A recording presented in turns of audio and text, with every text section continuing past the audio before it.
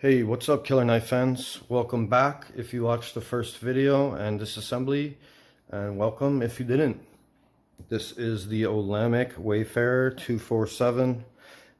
It's a beautiful, gorgeous, well-crafted knife, and we're going to jump in really quick to the size comparisons so that you can get a good idea of what we're looking at, and then we'll talk more about it as we go. So we have a Spyderco Delica, okay.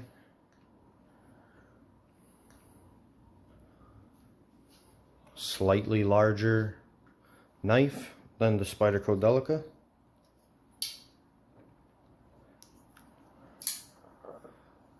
Benchmade bug out 535. You can see that it's also larger both in handle and blade.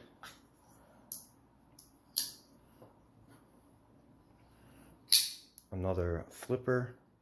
This is a common flipper, guys. Most knife enthusiasts have seeked out the ZT Hinderer design here, and we're looking at a pretty similar comparison here.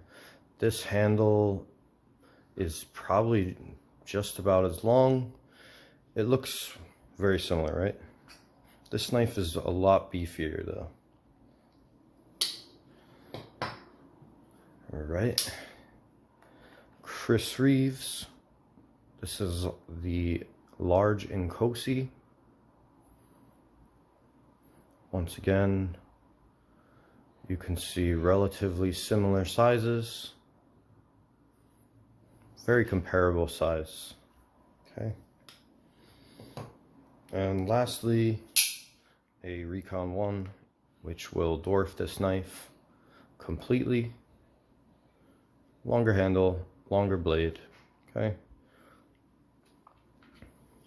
So the Recon 1, yes, is a larger knife, but if you see in my hand, it's not the largest knife in the world to me. So we're gonna move forward knowing that. And the Olamic Wayfarer 247 is a very reasonable, nice size knife. Beautiful sloping handle ergonomics. And that fits beautifully in the meat of your palm there. And then you have a beautiful finger, a finger choil here, cut out in the handle. And then the rest of it very ergonomic as well for your last three fingers. The jimping is it's a little aggressive for the style of knife, in my opinion. Okay, it's not sharp, it's well chamfered, it's well rounded. It's just a little like super duper wide and deep, which is good in certain aspects, and in other aspects, like when you have a cut on your finger healing, you know, this, I can definitely feel this a lot. It's pressing right into the meat of my finger. But with work gloves or any normal day without a cut, doesn't bother you whatsoever. Sheep's Cliff blade, beautiful dark stonewash on the blade. I mean, it is really, really nice. I'm not sure what I would compare this to for you guys. Maybe the working finish on a Hinderer. It's not exactly the same as that because it's not as matte, but I'm sorry, I'm having issues with my camera focusing as per usual. But you get like a really, really nice stonewash finish on this blade. It's really gorgeous, and you can see the speckles coming through of the M390. It's really gorgeous, and it's great if you're using your knife because it doesn't leave a lot of marks and a lot of tracks. So cool.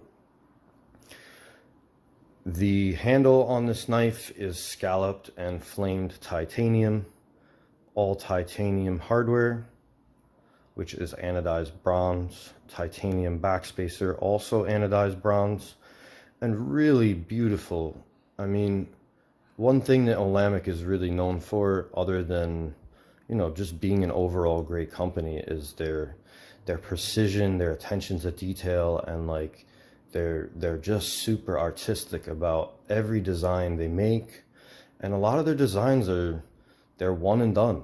They're not doing anything, you know, like a Koenig Arius or a Chris Reeves knife, and they're, yes, the shape, yes, the design is similar, but I mean artistically, you may never get the same knife again, which to me, you know, other than being into self-defense, and that's the main reason why I got into knives to begin with,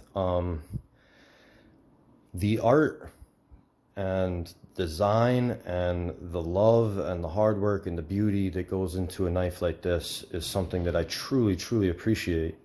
Even when it comes down just to the thumb hole here, just the slight chamfers, the beautiful rounding of it, but it's not symmetrical. It's very, very nice. This nice slope on the blade, and a very, very nice wedge here, okay, that flares back out at the tip. So you get a great working tip. You get a nice thin knife behind the edge. It's not very thin, but it's thin enough to do most of the work that you're looking at. And then just an eye-pleasing flipper tab. You know, there's no jimping on it. It's very, very smooth. Does not hurt your finger. Every part of this knife is chamfered.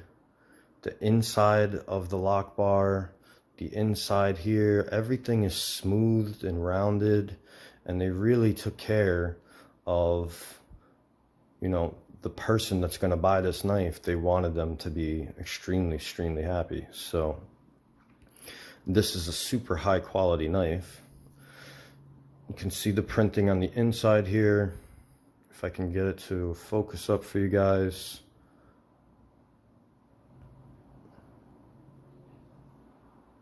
Guess not. Anyways, it says Wayfarer 247 and then the model number.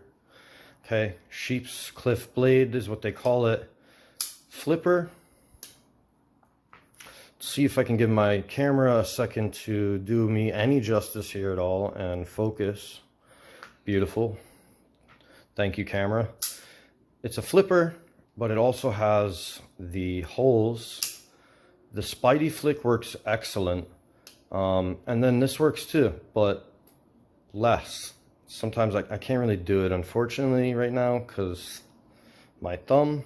But as you can see, it doesn't really work very good. It's a hit or miss type of thing. So, you know, that is what it is. And if you'll see, the flipper tab works great. Great area here to land your finger. Super smooth action. Always opens. I don't even think you can fail this if you try. I don't know. It's like super light. It's damn near impossible to fail flipping this. It's a great, great design. On the other aspect of this knife is that it's frame lock. So you flip it and you have the flipper tab and you have a beautiful frame lock that has been thought about. It has an over travel stop within. It also has the steel insert to protect the liner, the frame lock, the lifespan of it, but you cannot use it without hitting your thumb, right? So that little motion there with the pointer finger is necessary to close this blade. Okay, I can't get it to drop without using either two hands or this little action right there, which doesn't bother me that much. It just makes it a little less fidgety. And you look here, just the acoustics of this knife are super beautiful, man. So beautiful. It's quiet.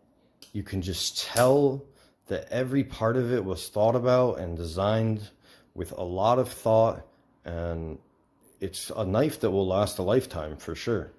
Okay, I love the sounds that it makes.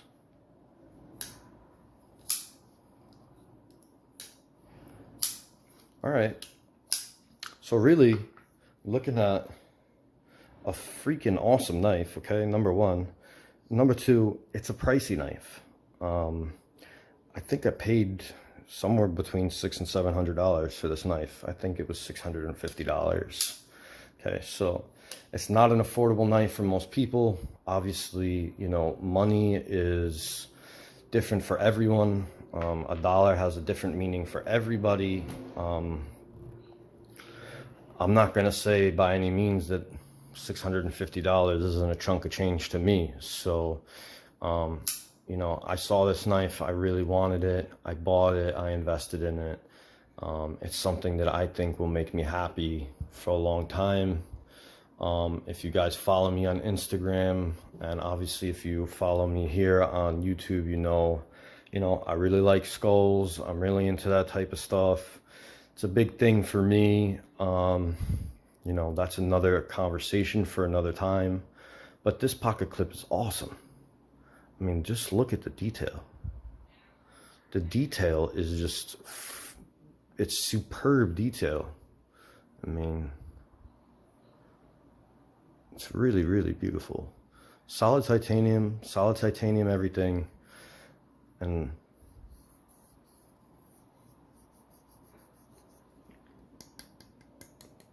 the acoustics and the sound that this knife, just when you like touch it, it's really gorgeous. So guys, if you can afford this, I recommend it 100% of the way, okay? If you're looking for a super fidgety knife, no, I don't recommend it. Will you love it? You probably love it if you love knives. I mean, it's really awesome. You can spidey flick it, you can flip it. The way that it feels, the way that the action works, the design, the engineering behind it, the artwork, 100% recommend it. For the price, do I think it's worth it? It's probably worth it. Is it worth it to everybody? Absolutely not. I don't think there's a ton of people out there that are going to be able to say, hey, I justify spending that much money on a knife that I'm not going to use every single day of my life, right? So, overall, I give this knife a 9 out of 10, full point off for not being able to use the frame lock in a drop shutty manner without using two hands or another finger to close it. Other than that, it's unbeatable. I mean, I've had this knife probably 4 or 5 months now. I love picking it up on a nice rainy day in bed and just admiring it. It's an admirable knife. It's designed impeccably well. I just wish that the flipper tab was a little smaller. Guys, if you didn't watch the disassembly, check it out so you can see what's going on inside. And please subscribe, like, comment below. Follow me on Instagram. I did just want to say, I did put a little bit of fluorinated grease that Chris Reeves sent over on the inside here. I don't know if you can really see that. I put a little bit on the track just to keep it fresh. This is running on bearings. Gorgeous knife, 9 out of 10. And what can I say? It's definitely a killer knife. Definitely killer knife. Definitely awesome knife. Beautiful, beautiful knife. I love it. I love the stonewash. Love the grip. Everything about it is great. All right, guys. Hope you have an awesome day.